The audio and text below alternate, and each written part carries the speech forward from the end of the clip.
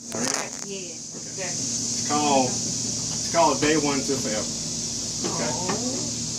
Okay. Don't make her cry. Okay. Hard breakups and sketchy makeup seem so normal these days. These days, anything is acceptable as long as we feel good, tastes good, smells good, looks good, no matter if it's right or wrong, right? Right, but who cares, because no one deserves to be alone. For that reason, we date who we want, how we want, when we want, where we want, and if it doesn't work out, well, oh well, we just start over. It seems so normal to just be let down and start over. Mentally damaged and emotionally heartbroken, we tend to pay for the hurt, rather spreading the receipt. It seems so easy to just delete the past, move on, and repeat the same process again and again and again and again. You know, for the lack of patience, we settle again. We settle while convincing ourselves every time it's worth it, it can work. But when it doesn't and we look foolish, we make the hurt subside by telling ourselves that they want the one for me anyway, even though it seems so worth it. And this is what we tell ourselves in the meantime, healing from hurting. Hurting, and as if we didn't get enough of the last time of feeling abandoned, abused, and deserted. Nope, we didn't learn from the last burn. So once again, we start searching again for the new Mr. and Mrs. Perfect, ready once again to give our love away like a door prize to the one that truly deserves it. And we finally found them, at least we think. Right. And this time we have found the one. This is it. I'm for real. This one is legit, at least we think. Or did we settle again? Patiently waiting to sink. No. This is the one. We've been down since day one, and we're going to make it work no matter the dirt, the fussing, the fighting, or the hurtful words said. It's all about the time that you invest, not living your life according to the Godhead, right? Right. Silly. How silly can we be? We know that nothing is without His permission, so in the back of our minds we take position. In the back of our minds we're planning for the worst, bracing ourselves for the hurt, because we know we did not put God first. So without God first, we know a relationship can't grow, and if it's not growing, it soon will die. Soon die just like the first. How can we build a forever relationship by living life like the world? Straight is the gate, and narrow is the way, and few be the find. Wide is the gate for those who choose to go against what God advises. So once again, the norm happens. Hard breakups, sketchy makeups, hearts crushed, and start over again we must, but yet we still remain hopeful. Still hopeful to find that one we wish to be with forever. Mr. and Mrs. Perfect. So finally having learned from all of the relationship mistakes, the next one should be something great. A new beginning, a new start, as time heals the emotional doom. This one should be perfect, because if we look afar and just squint, we can get a glimpse of forever while still healing from the previous broken heart. But still hopeful, because the third time's a charm. Mr. and Mrs. Perfect. This time the one is not found is a gift that God gave to me. Kind of like He gave His begotten Son for free. And she's not perfect, but she's pure. Mistakes made? Yeah, sure. But this time, it will last forever. This time, it really is worth it.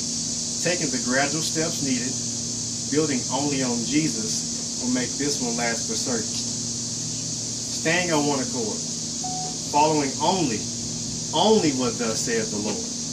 Following His footsteps versus making our own path. We follow the way, the truth, and the light. We follow not what's popular, but what's right. Willing to lose the world, friends, and even family along the way to gain through Him much more.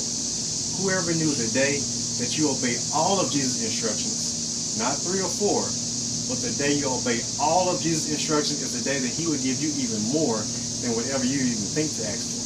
Who knew? Who knew that I would find Mrs. Perfect, broken-hearted, yet still hopeful? Hopeful that hard breakups and sketchy makeups are not the norm. Hopeful that if she can just wait.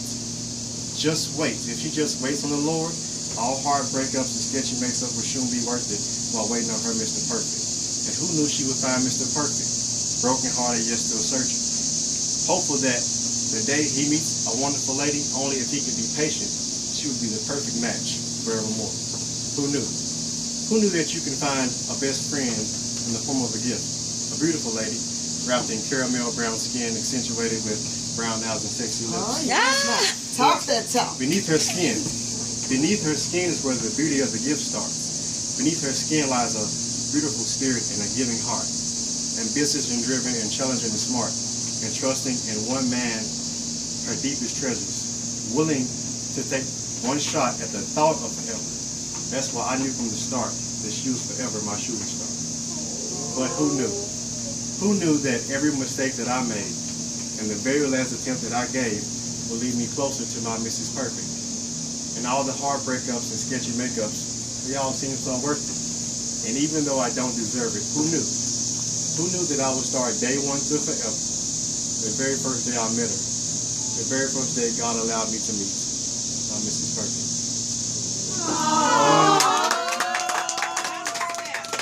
So Crystal, obviously,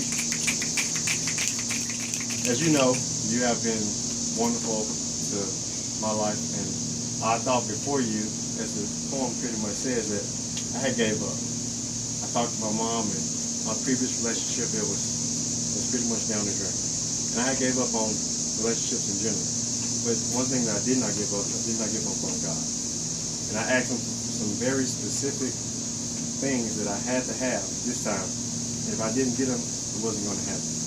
Right? And you know some of the things I asked for, and you were very persistent on what you wanted, but I said God first. And if you don't tell me right, you can't move forward.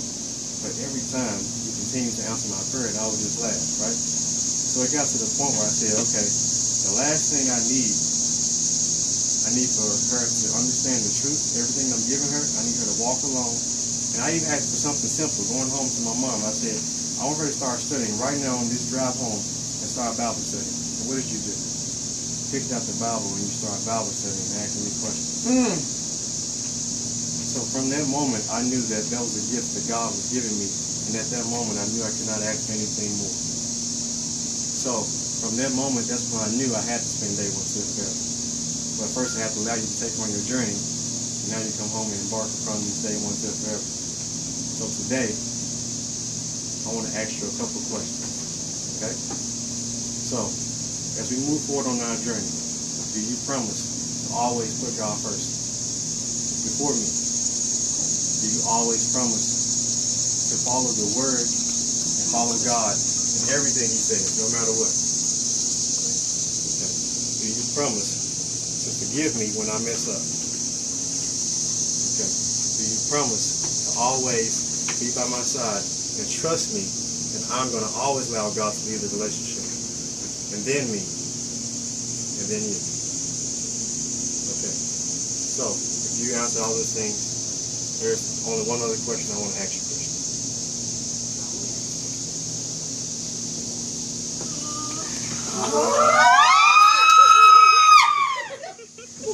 Crystal, obviously, you knew that this is a moment that you've been waiting on, right? And we've taken every step as best as we know how to be in line with God. We made mistakes, yeah, sure, right? But we know that this is worth it because we're trying to follow God in every way, every form, every fashion. So, Crystal, I would like to ask you, would you marry me? Yes, I will.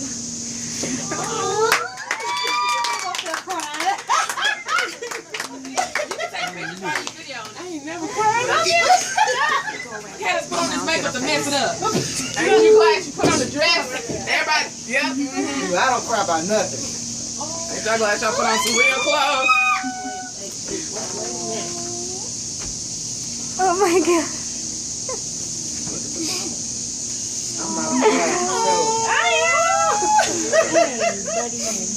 Mike, you alright? Oh. Come on. Oh my God.